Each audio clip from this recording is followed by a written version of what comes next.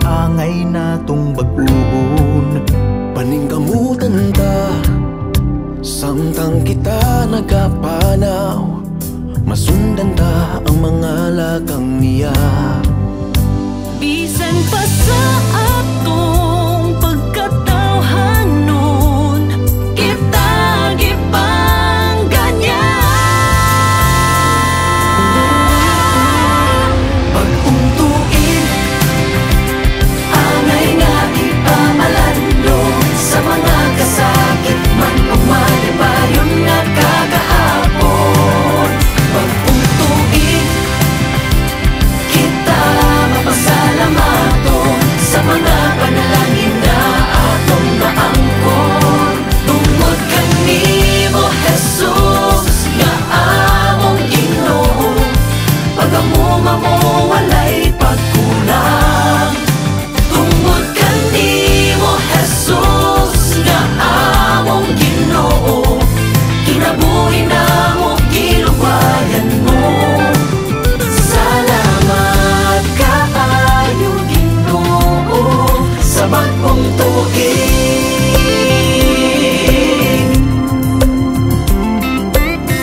sa bagong tuig. Nagkabarog sa unos nga mga kusog o mabugat nga mga suliran. Sa pagtinabangay, uban sa pag-ampo kanunay, nakalahutay sa tuig nga milabay. Bisan sa malisod, mangit-ngit nga dalan, kita giubanan. Pag-untuin, angay nga ipamalando, sa mga kasakit man o malibayon nga kagahapon.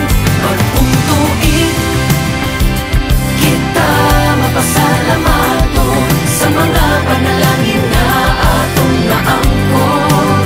Tungod kanimo Jesus nga among Ginoo, pagamuma mo walay pagkulang. Tungod kanimo Jesus nga among Ginoo, kinabuhi namo giluwayan mo. Salamat kaayo Ginoo sa bagong tuig,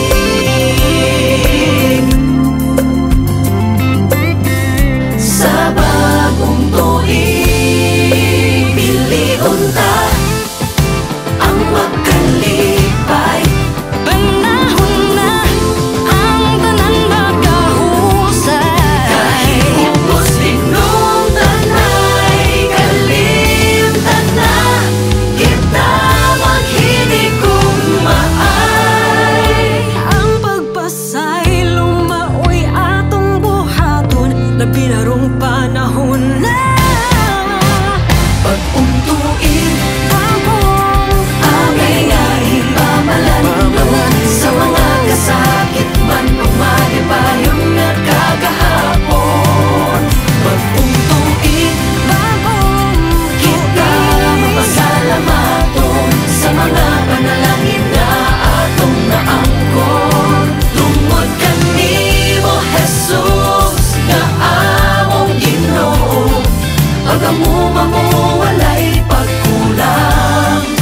Tungod kanimo Jesus nga among Ginoo, kinabuhi namo giluwayan